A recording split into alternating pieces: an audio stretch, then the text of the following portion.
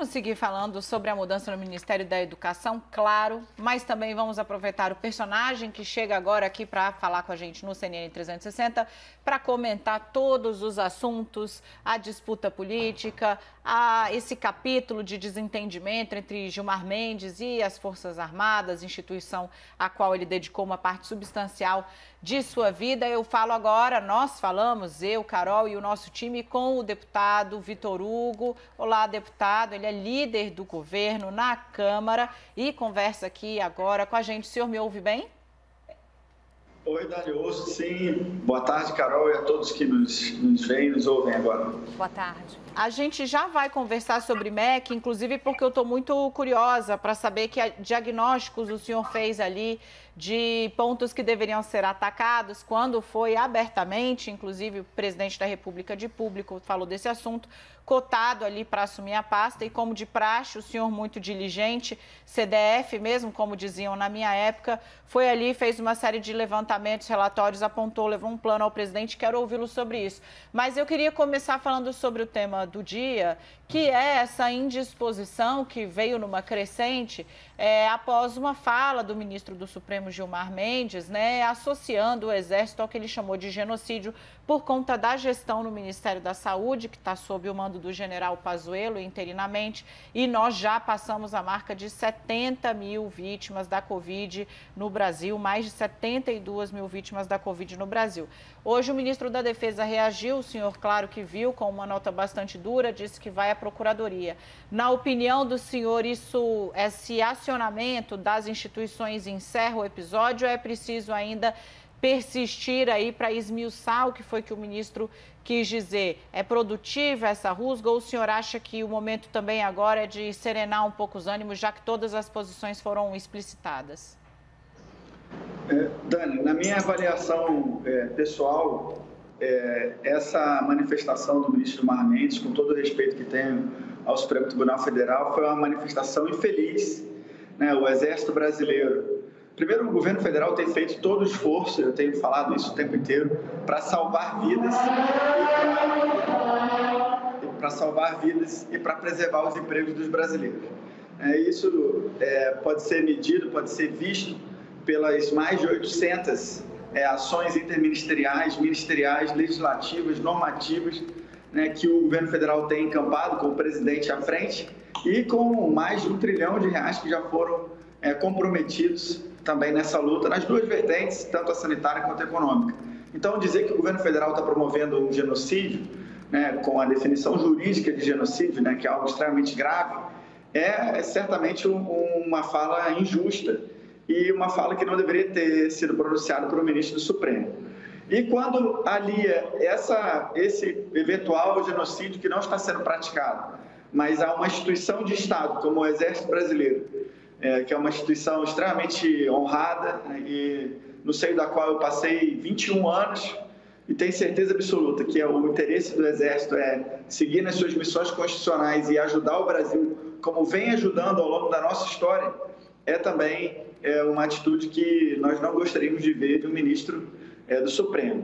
Agora, por outro lado, nós vivemos um momento político que é necessário muita cautela para que a gente construa soluções para esses brasileiros e essas brasileiras que se encontram cada vez mais vulneráveis, não só à crise sanitária, como também à crise econômica decorrente dos combates que nós temos feito aí ao Covid-19. Então, eu acho que a resposta foi dada pelo ministro general Fernando, na minha opinião, corretamente, no tom adequado, dentro das instituições, dentro daquilo que prevê a Constituição.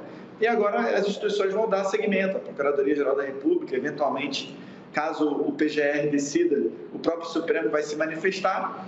E o nosso interesse é ver as instituições trabalhando cada vez mais para o bem da população brasileira, de modo especial no combate aí ao Covid-19. Líder Carol Nogueira agora conversando com o senhor. Meu boa tarde mais uma vez, seja bem-vindo. Eu queria abordar com o senhor essa relação entre os poderes após esse comentário do ministro Gilmar Mendes. Sabemos que não só o Ministério da Saúde, mas também outros cargos do primeiro escalão do governo Bolsonaro, há militares ocupando pastas. De alguma forma, essa relação do governo com o Supremo Tribunal Federal fica comprometida após a declaração do ministro e a emissão dessa nota? Não, eu acho que a gente não dá para dizer sobre o comprometimento da relação.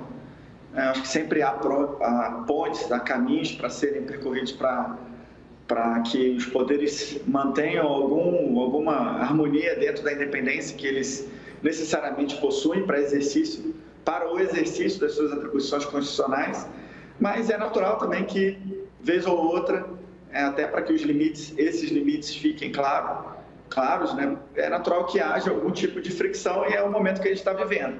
Mas a gente torce para que, a partir dessa manifestação, de novo, as instituições continuem avançando, preservando vidas e salvando empregos dos brasileiros.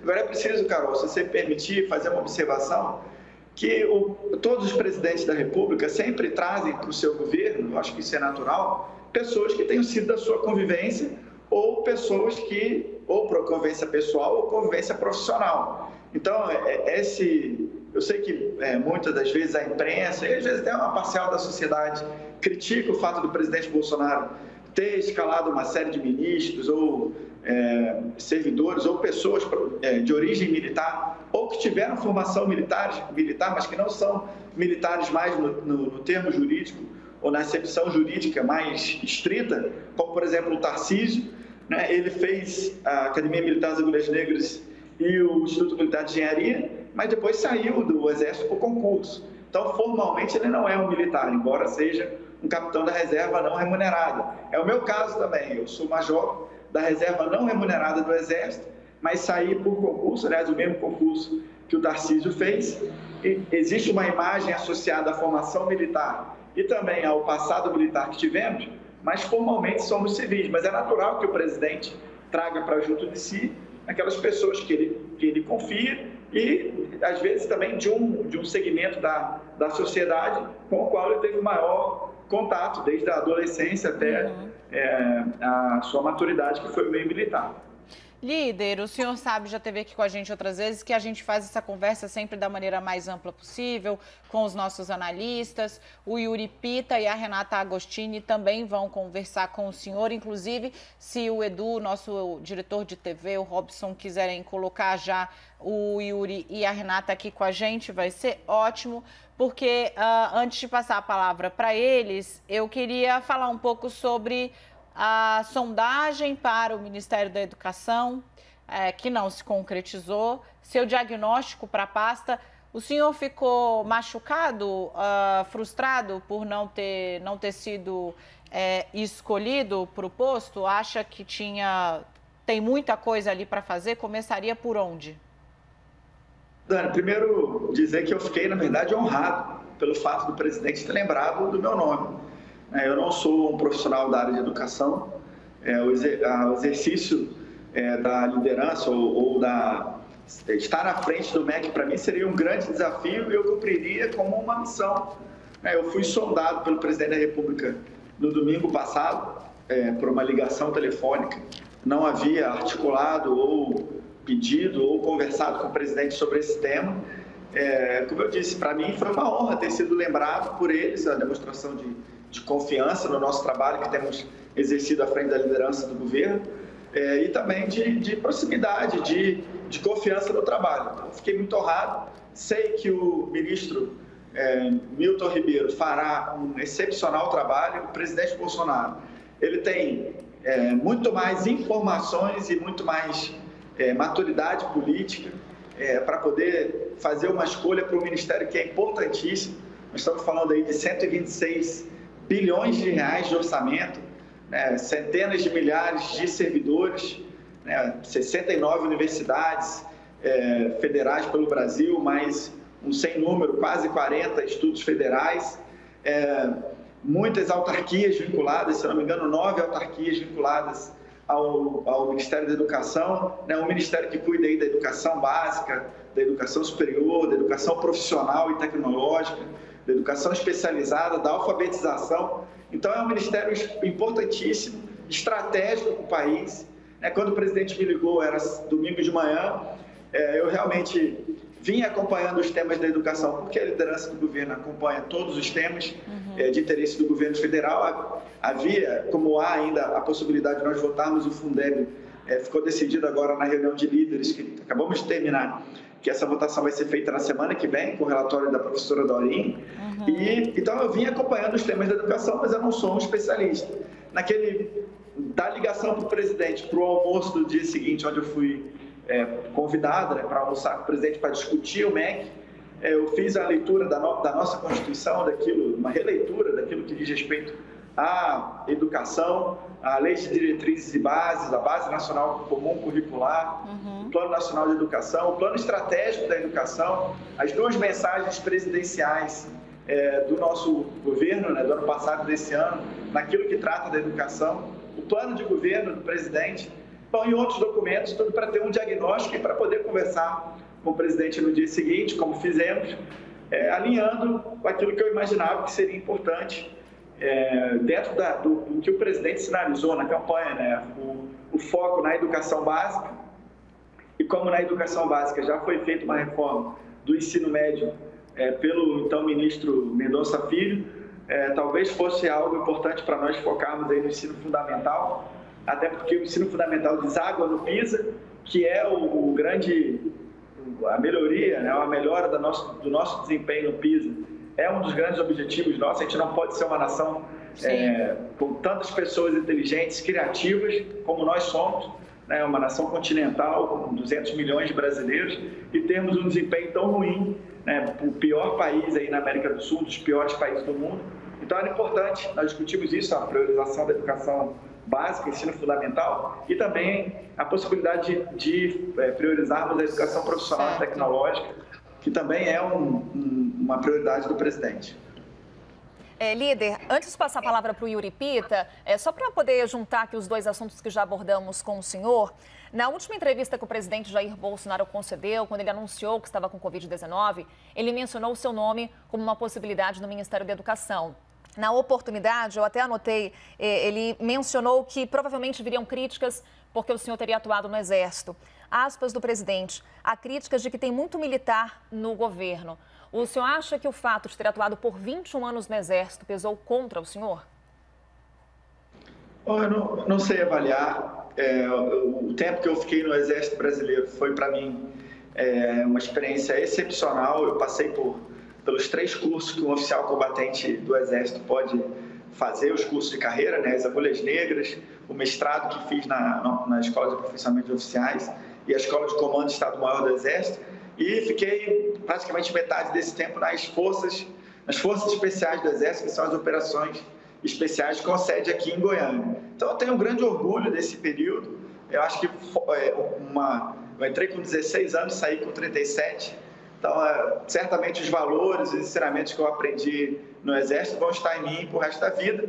E eu me orgulho desse período. Eu não posso jamais pensar que o fato de eu ter passado pelo Exército possa ter contribuído o contrário, né? Imagino que em qualquer função, como eu falei, à frente do MEC, né, ser o ministro da Educação num país com tantos desafios seria talvez o maior... não sei, não estou encontrando uma outra palavra melhor do que desafio. Seria o maior desafio para mim, da minha vida, com certeza. Mas, tendo a confiança do presidente e também conhecendo um pouco o parlamento, né, já com esse 1 ano e meio à frente da liderança do governo, eu tenho certeza que eu faria da melhor maneira possível. Mas, de outro lado, com o currículo que o ministro Milton Ribeiro tem, né, com a experiência que ele tem na educação, né, doutor em educação, né, com os valores conservadores que eu sei que ele tem em função da sua ligação com as igrejas evangélicas, né, e com a capacidade de diálogo que ele me parece já tem demonstrado, eu nunca estive com ele pessoalmente, tenho certeza que fará uma gestão excepcional e à frente do MEC à altura do que os brasileiros esperam para uma pasta tão importante. Perfeito. Vem para cá, Renata Agostini, vem para cá, Yuri Pita. Vou começar com Renata Agostini, Ladies First. Renato, o entrevistado é seu. Como vai, líder? Boa tarde. Eu queria trazer um tema recente, está mobilizando bastante, especialmente a Câmara dos Deputados, foi o veto que o presidente Jair Bolsonaro fez naquela prorrogação da desoneração da folha de pagamentos para alguns setores. Então, trago esse tema por quê? Primeiro, porque vai fazer muita diferença para muitas empresas, caso esse veto seja mantido ou derrubado. A gente está falando daquela prorrogação, um benefício que iria até 2021. Porém, a gente teve uma movimentação de diversos setores empresariais para que esse veto seja derrubado e muitos deputados, líderes, inclusive, já sinalizando que apoiam que o texto fique como saiu do Congresso. Portanto, aí uma derrota para o veto do presidente. Nesse caso, vocês já estão dando isso como uma derrota ou o presidente foi mal aconselhado? O que aconteceu nesse caso? Bom, Renata, boa tarde. Eu li as razões do veto do presidente Bolsonaro e dizem respeito a uma questão constitucional. O artigo 150, inciso 2º da Constituição Federal, impede que sejam concedidos benefícios fiscais, ou nesse caso era essa prorrogação da desoneração da folha, né, benefícios tributários, para determinados segmentos, em detrimento de outros segmentos, né? Então, assim, que não sejam feitos de maneira equivalente para segmentos que estão em situações também equivalentes. Então, o presidente foi obrigado a vetar essa questão de desonerações e de refinanciamento de refis, né, refinanciamento de dívidas, são questões que, de maneira recorrente, aparecem no plenário da Câmara sempre que nós votamos algum tema econômico.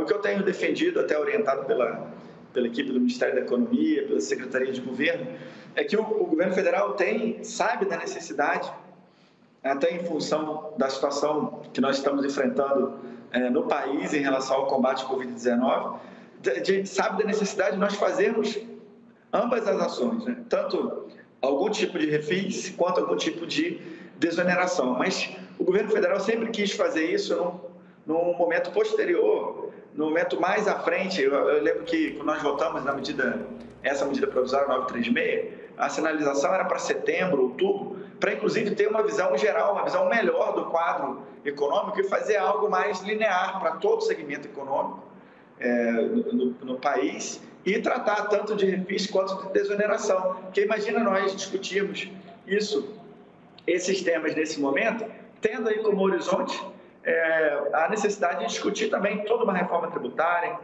toda uma reforma administrativa, a retomada, por exemplo, das discussões em torno das fronteiras de investimento. Nós resolvemos a questão do saneamento, mas temos ainda mineração, cabotagem, óleo, gás, infraestrutura. Então é preciso que a gente faça uma discussão que leve em consideração o todo do panorama econômico e não somente a preocupação com algum segmento. E foram então essas questões constitucionais e econômicas que levaram. Agora nós vamos tentar sensibilizar os líderes para tentar fazer essa discussão de maneira mais ampla na sequência, um pouco mais para frente, e não derrubarmos esse veto que, tenho certeza, foi pensando no melhor para o Brasil. Yuri. Obrigado, Daniela. Boa tarde, Boa líder. tarde, obrigado mais uma vez por estar conosco. Queria ouvi-lo sobre uma outra pauta que também é importante ali na Câmara dos Deputados e também mobiliza o mundo econômico, que é a questão ambiental. Amanhã vai haver, inclusive, uma reunião de investidores estrangeiros com deputados para discutir um pouco da questão da Amazônia. Queria ouvi-lo, líder, a respeito do que o senhor imagina que a Câmara pode fazer, qual é o papel que a Câmara pode ter em projetos, em legislações que melhorem a imagem do Brasil, melhorem a política ambiental praticada pelo governo aqui no Brasil na proteção da Amazônia, e como que o senhor vê um dos projetos que está sendo mais questionado por esses investidores estrangeiros, que é o da regularização fundiária. Na sua avaliação, o texto vai ser aprovado e vai ser aprovado de uma forma que não cause ruído no exterior ou pode virar um novo foco de tensão entre o governo e investidores estrangeiros? Oi, boa tarde. Bom, primeiro dizer que o objetivo do governo federal no tema ambiental e isso foi alinhado com aquilo que o nosso presidente defendeu na pré-campanha e na campanha, é que haja um equilíbrio entre as preocupações ambientais e as preocupações econômicas. Então, na nossa visão, muitos governos anteriores tiveram um foco muito grande na questão ambiental, que é importantíssima e que jamais será abandonado pelo governo, mas em detrimento ou em contraposição ou dificultando por exemplo, a questão da emissão de licenças ambientais que possibilitasse que a gente avançasse na infraestrutura, por exemplo, que é algo deficitário no nosso país, que poderia ajudar, inclusive, a geração de empregos e a fomentar a nossa economia, diminuir o custo do Brasil e tantos outros benefícios que, se nós conseguirmos, né, construir uma legislação ambiental que congregue melhor essas duas preocupações, tanto a ambiental quanto a econômica, eu acho que essa vai ser a maior contribuição que a Câmara e que o governo, junto, participando, podem dar para o país nessas duas vertentes. Agora, o que eu acho é que nós temos que fazer essa discussão, inclusive da regularização fundiária, de maneira muito calma e tranquila, com passos curtos, mais firmes, para que a gente não cause nenhum retrocesso em nenhum aspecto. É preciso regularizar as terras no Brasil.